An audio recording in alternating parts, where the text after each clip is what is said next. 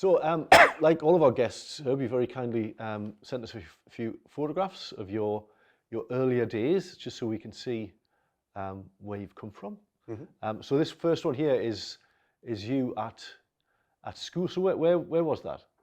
So it was a school called Merritt Memorial School, and it was a primary school in a place called Cresskill, New Jersey. It was in Bergen County, basically northeast New Jersey. Okay. Yeah. Because the thing I love about this photograph. So what year would that have been? It's on there, but I This would can't have quite been, see. I think, like third or fourth grade or something like that. Right. So the thing I love about that is that even though that's in the very exotic United States of America, or at least that's how it would have felt when I was that age, it looks like every other Yeah. school photo that Yeah. you've ever seen. Yeah, which the is best quite part is the heartening. blue, the powder blue coat that I'm wearing. Well, yeah. Because I don't know, I think British people like myself imagine that life in the States in those days was like, I don't know, happy days or something, and Yeah. clearly it was just the same as it, or very similar to it was here. Yeah, I think there are certain similar themes. I think that, I mean, for me, that was kind of America in the sort of like, I don't know, 70s, 80s, maybe arguably 90s. You know, it was kind of like the sort of the I don't know, the good times for America.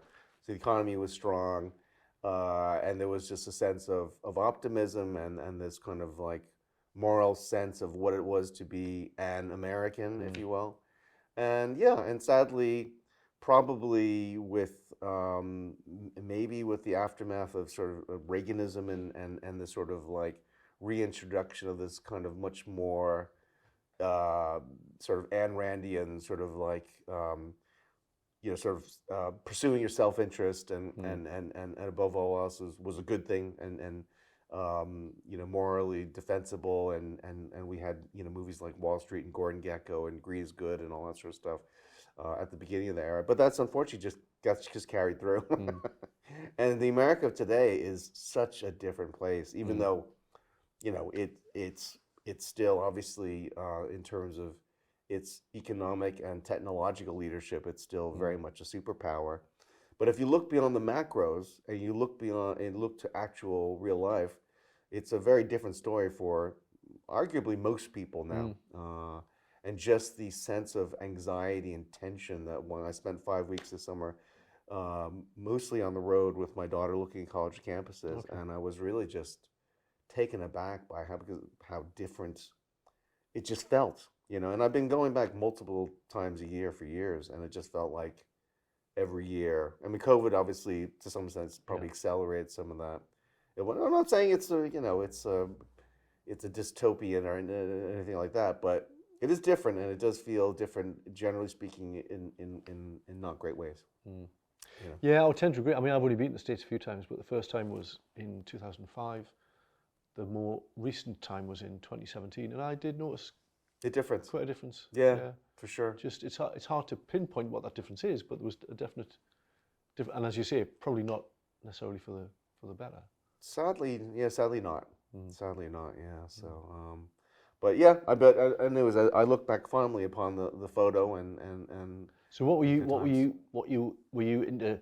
I don't know, skateboarding and all those kind of I things. was really into bicycle motocross, Okay. BMX. So I used to race regularly in organized leagues and stuff like that. And baseball was another thing that I played regularly and things like that. So yeah, those were my passions at that Typical time. American Yeah, teen. yeah. No, it was good times. Good times for sure. And did you have an idea then of kind of the direction you might want to go in terms of career and things like that? Zero direction as a Like most of us. as a Korean kid. It was just do good at school, get good grades, and yeah, it's that's the prime and only directive. They kind of almost didn't care about what your interests Yeah. and strengths might be. Just It was get a good education, get a A's. good career. Yeah, exactly. Yeah. So yeah, which I mean that's yeah, it's not atypical for No. lots of kids. Particularly, I think of minority families. There's this great emphasis on grades and pursuing very conservative sort of professions. Yeah. Yeah.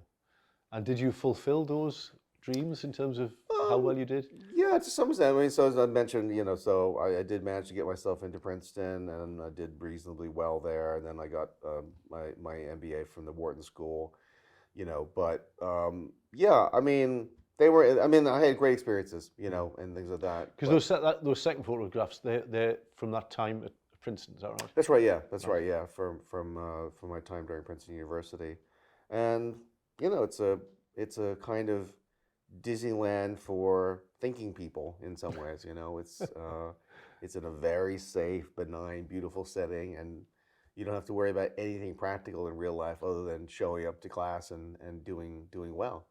And of course, you are surrounded by a lot of other very talented, interesting, curious people, and it's a core of people I continue to stay in touch with today, as do many other university and college students. It's a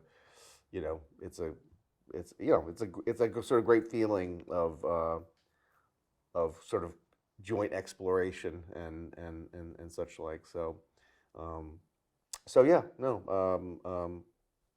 I had a great experience. And what was it you studied at Princeton? I was a history major. I specialized in American diplomatic history in the post-World War II era.